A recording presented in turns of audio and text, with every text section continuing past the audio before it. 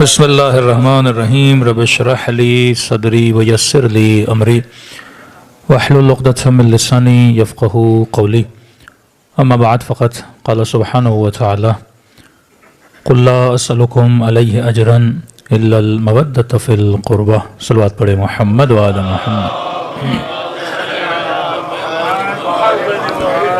दुआ है परवरदिगार आलम हम सब की इबादतों को अपनी बारगाह आली में कबूल फ़रमाए और जिस मकसद ज़िंदगी और हयात को लेकर ये मजालिस रखी जाती हैं खुदा उन मकासद में हम सबको कामयाबी नसीब फरमा दे। कुरान मजीद की वो आयत जो तकरीबन हर अहल बैत के चाहने वाले को याद है, अगर याद ना भी हो तो तर्जुमा तकरीबन हर किसी को पता है।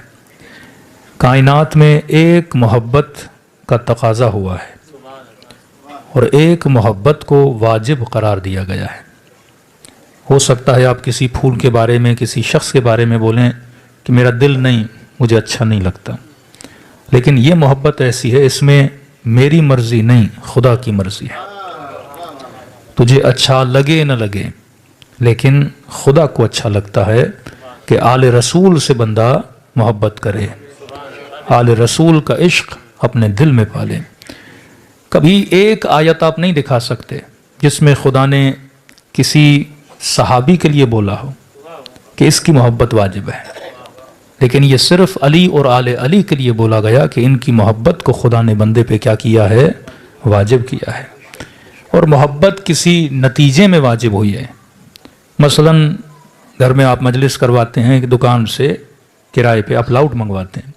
अब मोमिन मजलिस कराने के बाद बोले कि मेरी मजलिस कबूल हो गई। हुक्म शरीयत यह है कि जब तक लाउड वाले के पैसे नहीं दोगे तब तक खुदा मजलिस का अजर भी नहीं देगा। हा? आपने गुलिस्तान में घर बनाया, मजदूर ने बड़ी मेहनत की, आपका घर तैयार हो गया। अब आप ऐलान करते फिरें कि मैंने इमाम हुसैन की मजलिस करानी है, नया घर बनाया है, मैंने हदीस किस्सा करवानी है और मैंने ज़िक्र अहल बैत कराना है। और यहाँ पे आप खर्चा करके ज़िक्र अहल बैत करा रहे हैं उस घर में, और दूसरी तरफ मजदूर दरवाजे पे खड़ा है कि बंदे खुदा ये मजदूरी जो की है पैसे तो मुझे दो। तो आप ये बोलें कि भाई अभी पैसे नहीं हैं, थोड़ा खर्चा हो गया है मौला की मजलिस पे, बाद में ले लेना। तो ये सारे सवाब लटकते रहेंगे जब तक मजदूर की मजदूरी न अदा की जाए। फरमाए मजदूर का पसीना खुश्क होने से पहले उसकी मजदूरी उससे दी जाए।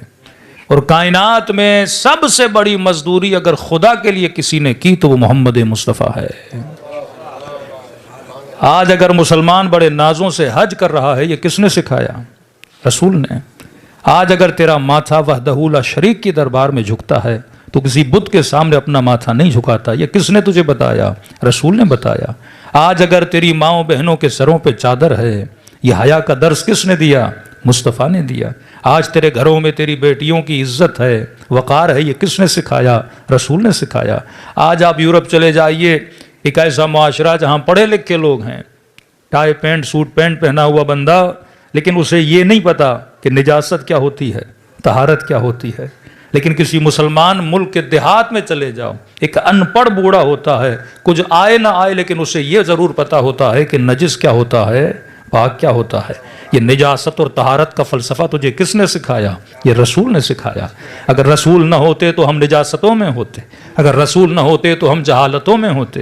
ये आज गैरत, ये हया का दर्स तुझे किसने बताया? रसूल ने बताया कि अरब का एक ऐसा मुआशरा जहाँ बेटियों को जिंदा दफन कर दिया जाता था। अगर घर में बेटी पैदा होती तो चेहरे की रंगत बदल जाती थी। और उसी मुआशरे में, क्योंकि सबसे मुश्किल तरीन काम यह होता है कि मुआशरे की गलत सुन्नतों और रिवाजों का मुकाबला करना। अगर आप अपनी फैमिली में भी खड़े हो जाएं कि ये रिवाज गलत है, ये रस्म गलत है, तो पूरा खानदान आपके मुकाबले में आके खड़ा हो जाता है। अब पूरे मक्के की गलत रस्मों का मुकाबला करने के लिए मुस्तफ़ा आए, पूरे मक्के की गलत रिवाजों का मुकाबला करने के लिए रसूल आए। एक ऐसा मुआशरा जहां बेटी को दफन कर दिया जाता था, कोई वक़्त नहीं थी, कोई इज्जत नहीं थी औरत की, और उसी मुआशरे में अपनी बेटी के एहतराम में खड़े हो जाना,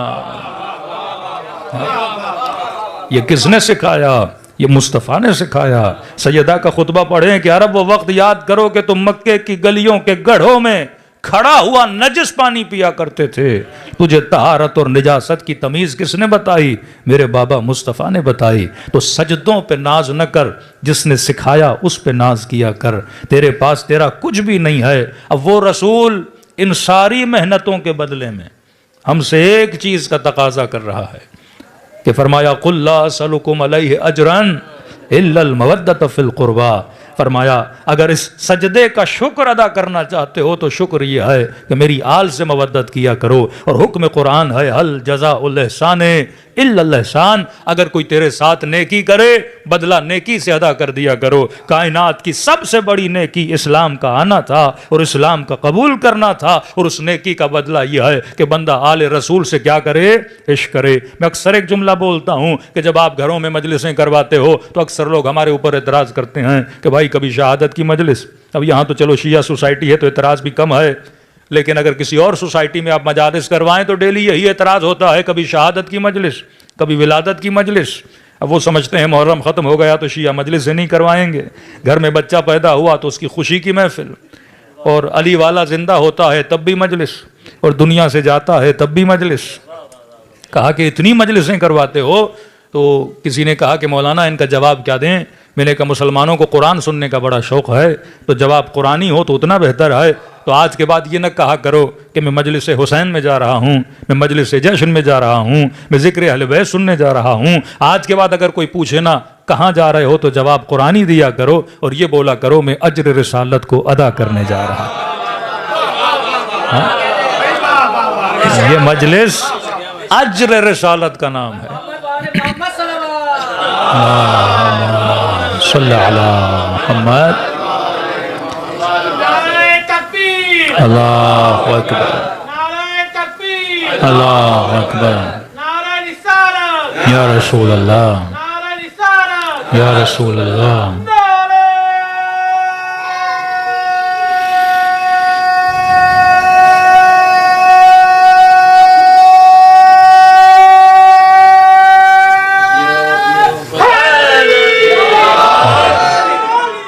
सलवात पढ़े मोहम्मद व आले मोहम्मद। क्योंकि सबसे बड़ा मसला यह है कि मोहब्बत और नफ़रत इनका ताल्लुक़ इंसान के बातिन से है, ज़ाहिर से नहीं है।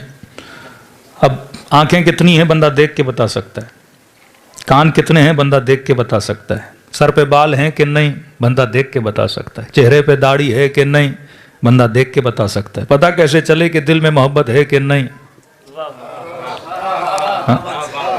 मोहब्बत एक एहसास बातिनी है, बुग़्ज़ भी एक एहसास बातिनी है।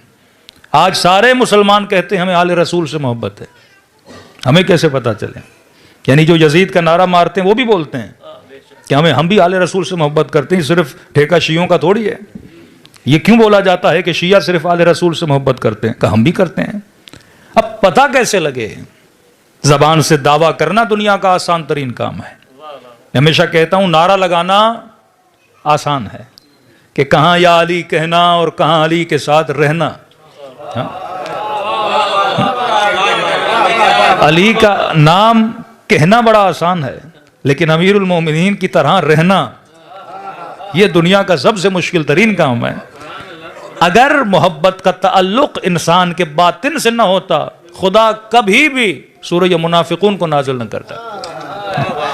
का हबीब ये जो मोहब्बत के दावे कर रहे हैं, जबान पर कुछ है, दिलों में कुछ है। और तभी कहा कि मोमिन और मुनाफिक की निशानी यह है कि अली का नाम लिया करो। चेहरा खिल जाए तो बंदा मोमिन है, चेहरा बिगड़ जाए तो समझना मुनाफिक है।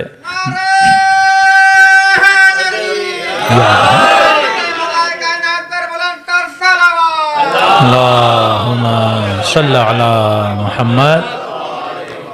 मतलब मोहब्बत एक फज़ाए बातिनी है जो जाहिर होती है बंदे के चेहरे पर। आपको कैसे पता चले बंदा खुश है? हंसेगा तो पता चलेगा। बंदे के चेहरे पे लाली आएगी तो शर्मा रहा है, चेहरे पे जर्दी आएगी तो आप एक एहसास को उसके चेहरे से कैच करते हैं, क्योंकि मोहब्बत और नफरत का ताल्लुक इंसान के बातिन से है। उसके एक्सप्रेशन बताते हैं कि बंदा खुश है या बंदा नाराज है। तो सबसे बड़ी दलील जो हम मातम के लिए भी देते हैं वो यही दलील है। कहते हैं भाई गम तो हमें भी है, लेकिन हम तुम्हारी तरह मातम नहीं करते। गम तो हमें भी है लेकिन हम रोते नहीं हैं। तो मैंने कहा मुझे कैसे पता चले कि गम है कि नहीं? आंसुओं को देख के पता चलता है कि बंदा गमगीन है। उसकी दलील मैं ये देता हूं कि आप किसी बस्ती में रहते हो, सारी बस्ती मुसलमानों की है, और जब अजान का वक्त होता है तो हर मनारे से आवाज आती है, अल्लाह अकबर, अल्लाह अकबर। तर्जुमा, अल्लाह बड़ा है, अल्लाह बड़ा है। मैंने कहा किस लिए बुला रहे हो? का नमाज के लिए। तो मैंने कहा ये क्या कहने की जरूरत है कि अल्लाह बड़ा है, मोहम्मद उसका रसूल है। सीधा सीधा बोलो ना, हय्या अलस सलाह, हय्या अलस सलाह, हय्या अलल फलाह। आओ कामयाबी की तरफ, आओ नमाज की तरफ, आओ बेहतरीन काम की तरफ। ये क्यों बोल रहे हो कि अल्लाह बड़ा है? हाँ, अगर हिंदुओं की बस्ती में हो तो बोलो कि अल्लाह बड़ा है, क्योंकि हिंदुओं को नहीं पता कि अल्लाह बड़ा है कि नहीं है। हिंदुओं को नहीं पता कि मोहम्मद उसका रसूल है, तो उन्हें बताओ। लेकिन एक मुसलमानों की बस्ती, सबको पता है कि अल्लाह बड़ा, सबको पता कि मोहम्मद उसका रसूल है। जिसको पता है उसे बताने की क्या जरूरत कि अल्लाह बड़ा है। मैं मजलिस में आऊं और एक एक जवान को पकड़ के बोलूं, पता है मासूम 14 हैं, इमाम 12 हैं, पंजतन 5 हैं, कहेंगे मौलाना हमें पता है। और ये नहीं कि एक बार बोलूं, दिन में 5-5 बार पकड़ के बोलूं मासूम 14 हैं, इमाम 12 हैं, तो आप सब बोलेंगे मौलाना कि लगता है दिमागी तवाजुन थोड़ा खराब हो गया है। शिया बस्ती में, गुलिस्तान सोसाइटी में आके बोल रहे हैं कि मासूम 14 हैं, और एक बार बोल देते तो हम समझ लेते कि मदह अहले बैत है, लेकिन बार बार वही बोलना और दिन में 5 बार बोलना कि हर मुसलमान को यह बताया जाए कि अल्लाह बड़ा है, मोहम्मद उसका रसूल है। और एक मस्जिद नहीं, हर 2 गली के बाद एक मस्जिद, और हर 2 गली के बाद एक मुअज्जिन, दूसरा मुअज्जिन यही बोल रहा है कि अल्लाह बड़ा है, मोहम्मद उसका रसूल है। और हम शिया बस्तियों बोल रहे हैं कि अली अल्लाह का वली है, अली अल्लाह का वली है। भाई किसको नहीं पता कि अली अल्लाह का वली है? तुम गुलिस्तान सोसाइटी में सबको बता रहे हो कि अली अल्लाह का वली है, क्यों बोल रहे हो? कि देखो हुक्म खुदा है, अगर अकीदा है तो इजहार जरूरी है। हुक्म शरीयत है कि अकीदा रखना काफी नहीं, इजहार करना जरूरी है। जब इजहार करोगे तो पता चलेगा बंदा मुवाहिद है, मोहम्मद की रिसालत को मानने वाला है। मैंने कहा बिल्कुल उसी तरह गम रखना काफी नहीं है, मातम के जरिए इजहार करना जरूरी है कि पता तो लगे कि तेरे दिल में गम हुसैन है, तेरे दिल में गम सैयदा है। तो गम का भी इजहार होता है। बेटे की शादी हो, क्या तू इजहार नहीं करता? बाप दुनिया से चला जाए, क्या तू गम का इजहार नहीं करता? फिलिस्तीन के मुसलमानों को मारा जाए, क्या तू जुलूस निकाल के इजहार ताज़ियत नहीं कर रहा? फिलिस्तीन का बच्चा मर जाए तो जुलूस निकालना जायज़ है, और करबला में हुसैन का असगर चला जाए। हाँ, ये तरीके फितरी तरीके हैं। अगर कोई चीज कल्ब बशर में है उसका इजहार जरूरी है। तभी खुदा ने मोहब्बत मोहम्मद और आले मोहम्मद को इंसान के लिए वाजिब करार दिया। तो अगर मोहब्बत है तो उसका इजहार भी ज़रूरी है। इजहार ज़रिए क्या है कि अगर उनके घरों में खुशियाँ हों तो हम खुशियाँ मनाते हैं, अगर उनके घरों में गम होता है तो हम गम का इजहार करते हैं, और यही अज्र रिसालत है। नमाज कबूल नहीं होती जब तक मोहब्बत अहले बैत न हो, सजदे नहीं रहते जब तक सजदे करने वाले के कल्ब में मोहब्बत मोहम्मद और आले मोहम्मद न हो। सलवात पढ़े मोहम्मद और आले मोहम्मद पर।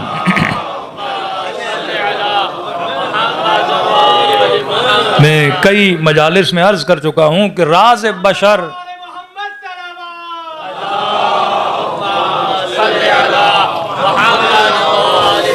अब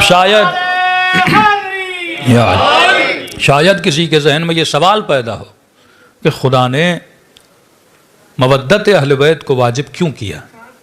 हाँ? क्योंकि जिंदगी का राज मोहब्बत है। यानी अगर आप जिंदगी से मोहब्बत निकाल दो कुछ बचता ही नहीं, कुछ नहीं बचता। हमारी पूरी जिंदगी की डायरेक्शन क्या है? मोहब्बत है। मसलन फ़इन्नमा तुवल्लू फ़सम्मा वजहुल्लाह, जहां भी चेहरा करो खुदा है।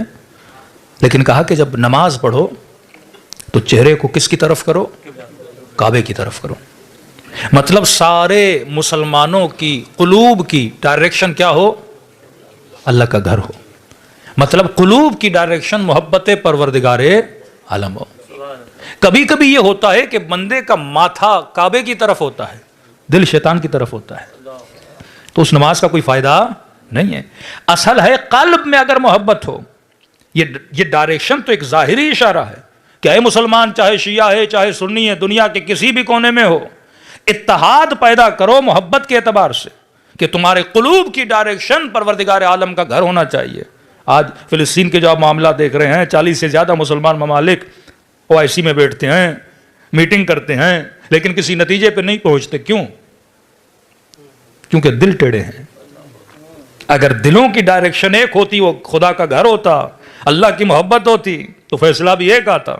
लेकिन अगर दिल टेढ़ा हो जाए, कल्ब अगर टेढ़ा हो जाए, तो बंदा बहादुरी वाले फैसले कर नहीं सकता। और अगर दिल में मवद्दत अहले बैत ना हो, तो वो दिल तो बिल्कुल फैसला नहीं कर सकता। और इस मामले में इन सारे ममालिक को जमा करने के बाद अगर किसी मुल्क ने फिलिस्तीन की हिमायत में और प्रैक्टिकल हिमायत में फैसला दिया, वो हैदर करार के मानने वाले थे। क्यों? क्योंकि अली वालों के दिल टेढ़े नहीं होते, सीधे होते हैं। दिल का किबला अगर सीधा हो तो आपके फैसले भी क्या होते हैं? सीधे होते हैं। एक और दलील दूं ताकि आपको मोहब्बत का फलसफा समझ में आ जाए। हम जिंदगी में जो भी करते हैं मोहब्बत की वजह से। असल हमारा मोटिव कौन है? मोहब्बत है। कोई बंदा पाकिस्तान में, कोई बंदा पाकिस्तान के बाहर है, कोई बंदा घर बनाना चाहता है, किसी को शौक़ में गाड़ियां खरीदूं। ये जो शौक़ होता है ना, इसका बेस भी मोहब्बत होती है। मतलब अगर आपके दिल में मोहब्बत नहीं तो आपके वजूद में हरकत नहीं। मोहब्बत होगी तो हरकत करेंगे। एक तरफ मज़ाहन में मिसाल देता हूं, एक 7 साल के बच्चे से पूछो आइसक्रीम चाहिए या शादी करनी है, तो क्या बोलेगा? आइसक्रीम। और 22 साल के जवान से पूछो आइसक्रीम चाहिए या बीवी चाहिए, अब ये अनोखा जवान है तो शादी के बाद ही आइसक्रीम मिलेगी ना। लेकिन अगर ऑप्शन रखा जाए ना कि या ये मिलेगा ये मिलेगा, तो जवान बोलेगा शादी करनी है, बच्चा बोलेगा आइसक्रीम। बच्चा जवान को पागल समझेगा कि ये आइसक्रीम को छोड़ के शादी के पीछे जा रहा है, और जवान बच्चे को पागल समझ रहा है कि इसे क्या पता आइसक्रीम की क्या वैल्यू और बीवी की क्या वैल्यू है। हाँ, क्योंकि दोनों के दिलों की मोहब्बत है तो ये बंदा आइसक्रीम के पीछे जा रहा है, मोहब्बत है तो खिलौनों के पीछे जा रहा है। जवान होता है तो शादी के पीछे, शादी के बाद माल के पीछे, उसके बाद फिर बच्चों की मोहब्बत में गिरफ्तार होता है, फिर बच्चों के लिए जमा करना शुरू कर देता है। असल ये मोहब्बत है जो किसी को मुसल्ले तक ले जाती है, किसी को मैखाने तक ले जाती है।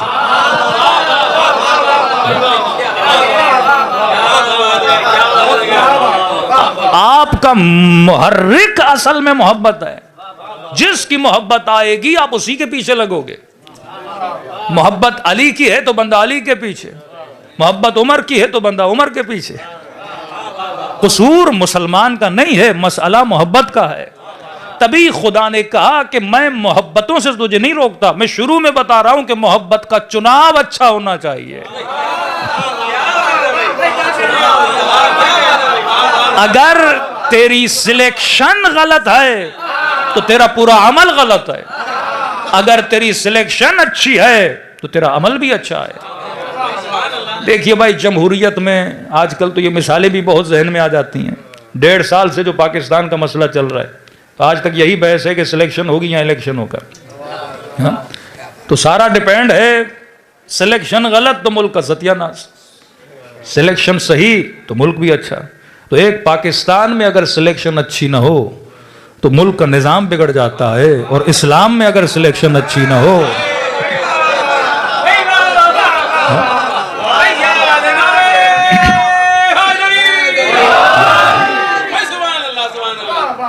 सारा मुआमिला इंसान के इंतखाब का है। तो खुदा शुरू से बता रहा है। दूसरी एक दलील आपको दूं, क्योंकि मोहब्बत राज बशर है, तभी खुदा कहता है वला नबलुवन्नकुम बिशैइन मिनल खौफ वज्जूअ। अल्लाह इम्तिहान भी मोहब्बतों का लेता है। बंदा रोता मोहब्बत की वजह से, गिड़गिड़ाता मोहब्बत की वजह से। खुदा न खास्ता जवान को किसी गलत शख्स से मोहब्बत हो गई, मैंने जिंदगियां तबाह होते हुए देखी हैं। पहले पता नहीं लगता, शिकार हो गया मोहब्बत का, जिंदगी तबाह हो जाती है।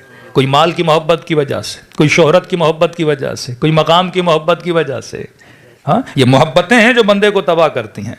लेकिन खुदा ने रासुल मोहब्बत अगर किसी चीज को रखा, वो मवद्दते अहले बैत को रखा। ये वो मोहब्बत है जो बंदे को बिगड़ने नहीं देती।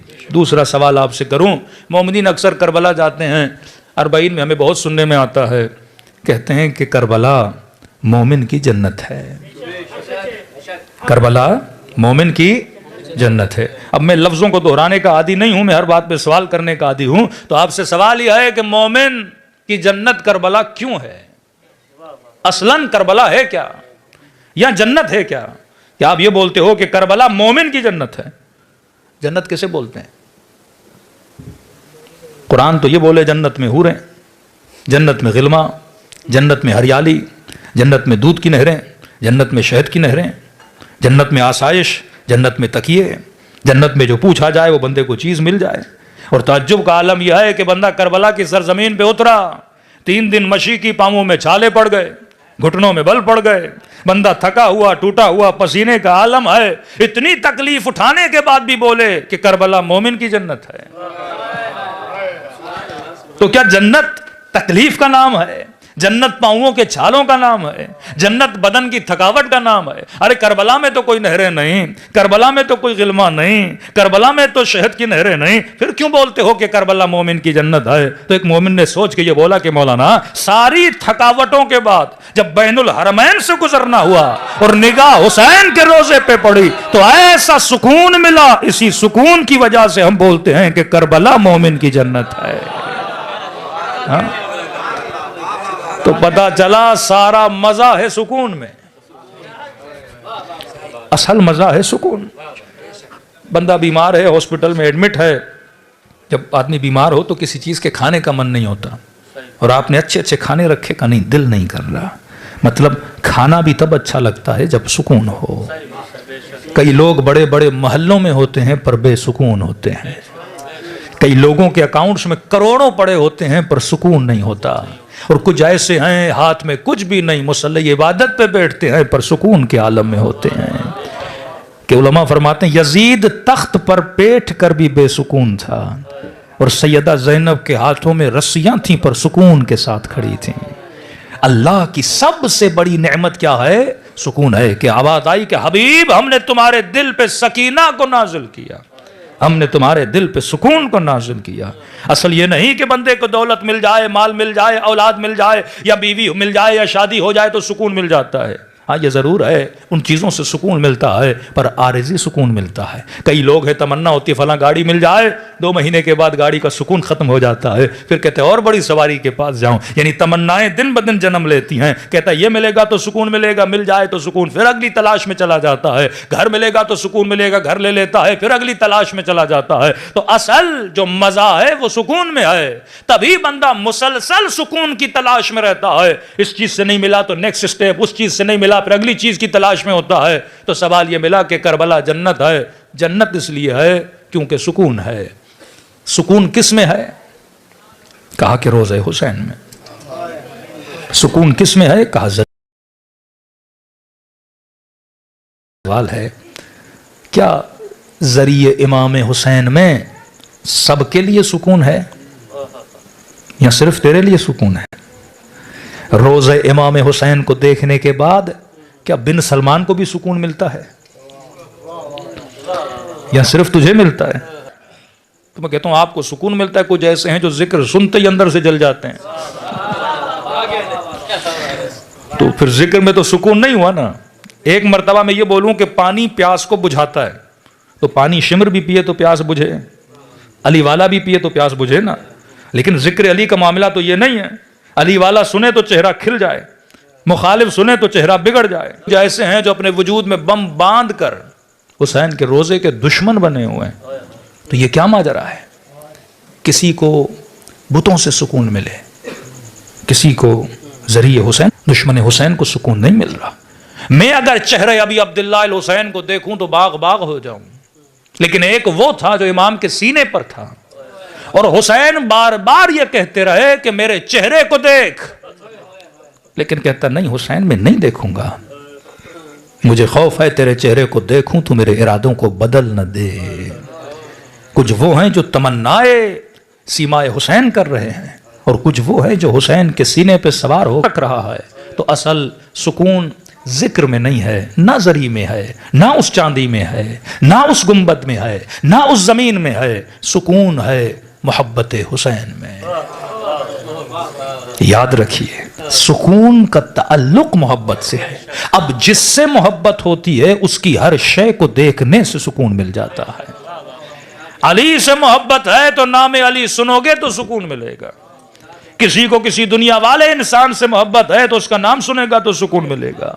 लोगों के एफिलिएशन सियासी पार्टियों के साथ होती है, अपने लीडर्स का नाम सुनते हैं तो सुकून मिलता है। तभी खुदा ने शर्त रखी, बंदे खुदा, ये नहीं कि तुझे सुकून सिर्फ इबादत में मिल रहा है तो फला दुश्मन को मसलन खुदा न खासा शराब में सुकून नहीं मिलेगा, नशे में सुकून नहीं मिलेगा, बुतखाने में सुकून नहीं मिलेगा। जिससे मोहब्बत करेगा उसके साथ बैठेगा तो सुकून मिलेगा। अगर किसी इंसान से मोहब्बत की उसकी रिफाकत में सुकून मिलेगा। अगर खुदा से मोहब्बत की तो अल्लाह की हमनवाई में सुकून मिलेगा। तो अल्लाह ने शर्त रखी, सुकून का ताल्लुक मोहब्बत से है। तभी शर्त रख दी कि बंदे खुदा जब मोहब्बत करो तो यह सोचा करो कि यह नजिस मोहब्बत है या पाक मोहब्बत है। निजासत में भी कभी कभी इंसान सुकून को तलाश करता है, लेकिन टेम्परेरी सुकून होता है। अबदी सुकून अगर चाहिए जो कब्र के दहाने तक तेरे साथ हो, वो इश्क खुदा की मोहब्बत है, वो इश्क मोहम्मद और आले मोहम्मद की मोहब्बत है। ये वो मोहब्बत है जो कभी पुरानी नहीं होती,